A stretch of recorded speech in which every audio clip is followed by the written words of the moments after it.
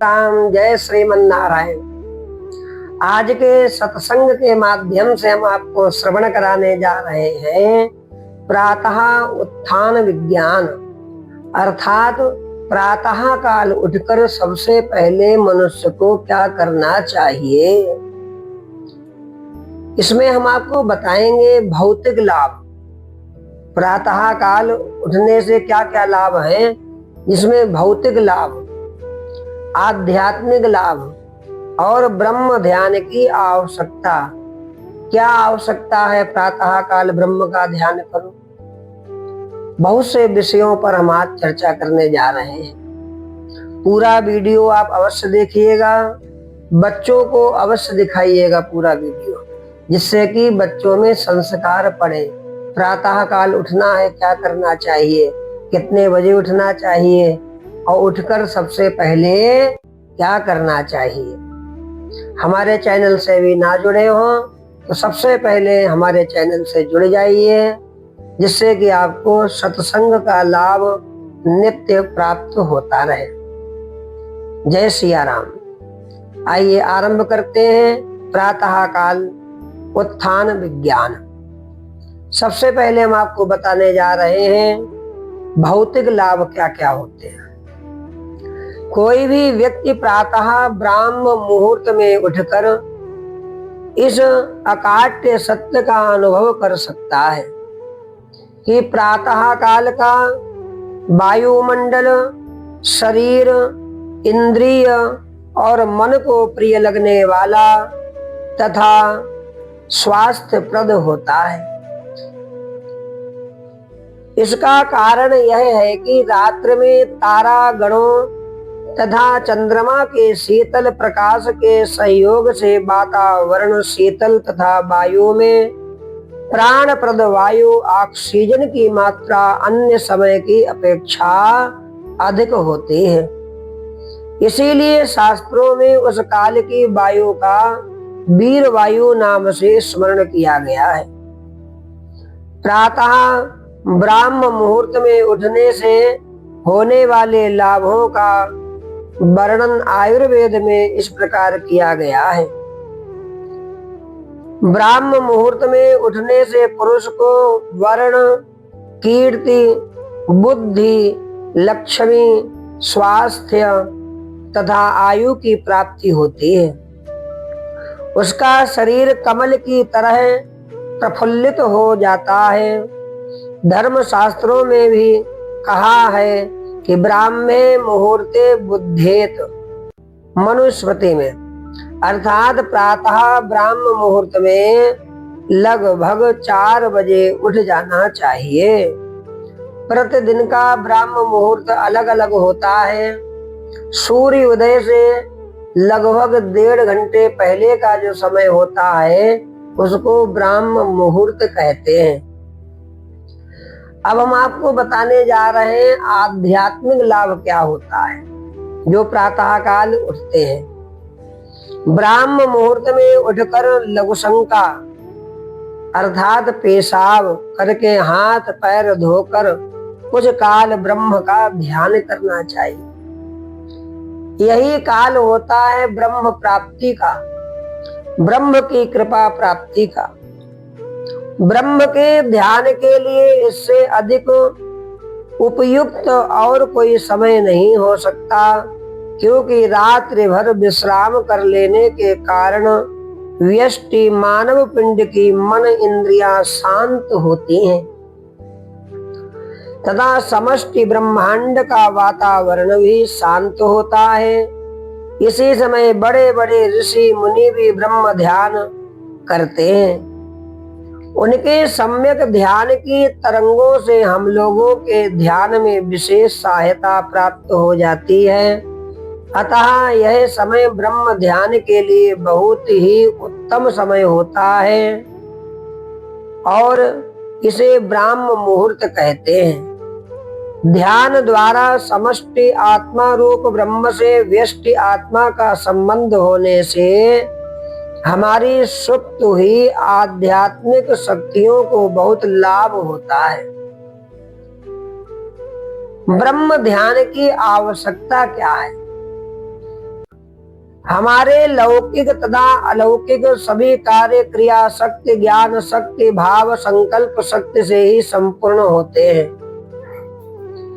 इन्हीं तीनों व्यष्टि शक्तियों के द्वारा जैसे यह व्यष्टि पिंड मानव शरीर संचालित होता है, वैसे ही उन्हीं तीनों समष्टि शक्तियों के द्वारा यह समष्टि ब्रह्मांड संचालित होता है। व्यष्टि शक्तियों के आश्रय को जीवात्मा कहते हैं और समष्टि शक्तियों के आश्रय को परमात्मा अर्थात ब्रह्म कहते हैं।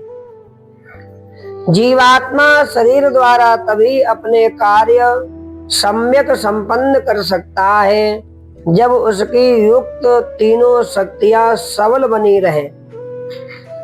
यह तभी संभव है जब उसकी व्यष्टि शक्तियों का समष्टि शक्तियों के साथ संबंध बना रहे। अतः इसके लिए यह आवश्यक है कि आत्मा प्रतिदिन परमात्मा ब्रह्म का ध्यान करे। गृह के अनेक कार्यों की संपादक विद्युत शक्ति का पावर हाउस से संबंध बनाए रखने के लिए प्लग की आकृति विशेष का जैसे आग्रह नहीं होता, वैसे ही मानव पिंड की संचालक व्यष्टि शक्तियों का ब्रह्मांड संचालक समष्टि शक्तियों से संबंध बनाए रखने के लिए भी ब्रह्म की राम, कृष्ण, विष्णु आदि आकृति विशेष का आग्रह शास्त्रकारों को नहीं। अतः अधाभिमत ध्यानाद्वा कहा है। एवं नामों के उच्चारण में भी कोई विशेष आग्रह नहीं किया, तो भी अपनी श्रद्धा और रुचि की रक्षा करते हुए यदि ऋषि मुनि सेवित भगवान के नाम और रूप को माध्यम बनाया जाए तो विशेष लाभ प्राप्त होता है। क्योंकि उन ऋषि मुनियों की उत्कृष्ट भावनाओं से दीर्घ काल से भावित भगवान के नाम और रूपों में विशेषता आ जाती है। महापुरुष स्मरण, महापुरुषों का भी प्रातः काल स्मरण करना चाहिए। ब्रह्म ध्यान के अनंतर विशिष्ट महापुरुषों के स्मरण का विधान शास्त्रों में किया गया है। महापुरुषों के स्मरण से उनके गुणों को जीवन में धारण करने की प्रेरणा मिलती है। इस मनोविज्ञान के आधार पर उनके स्मरण का विधान किया गया है और इसी मनोविज्ञान के आधार पर आज भी पाठशालाओं में बालक बालिकाओं से श्रेष्ठ पुरुषों के गीत गान का विधान किया जाता है तथा युवक युवतियों एवं नेतागणों के द्वारा भी अमुक अमुक अवसरों पर पुष्पांजलि समर्पित की जाती है। इस मनोविज्ञान से तथा अपनी ही कृतियों की वस्तु स्थिति से परिचित न होने के कारण कुछ युवक युवतियां राम और सीता के स्मरण को अंधविश्वास मानते हैं तथा छोटे बालकों से मैं राम सीता नहीं बनना चाहता ऐसे नारे लगवाते हैं। यह कितनी बड़ी विडंबना है। निम्नलिखित श्लोक द्वारा महापुरुषों का स्मरण करना चाहिए। नित्य इस श्लोक को पढ़ना चाहिए सभी को। प्रहलाद नारद पराशर पुंडरीक व्यास अमरीश सुख सौनक भीष्म दालभ्याम रुकमांग दार्जुन वशिष्ठ विभीषणादीन पुण्यानिमान परम भागवतान नमामि। इस प्रकार इस श्लोक को नित्य पढ़ना चाहिए। महापुरुषों का ध्यान नित्य प्रातः काल करना चाहिए और उसके बाद में कर दर्शन करना चाहिए।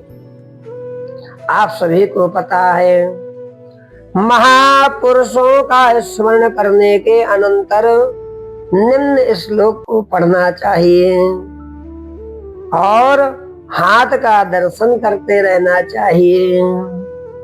कराग्रे वसते लक्ष्मी, कर मध्ये सरस्वती,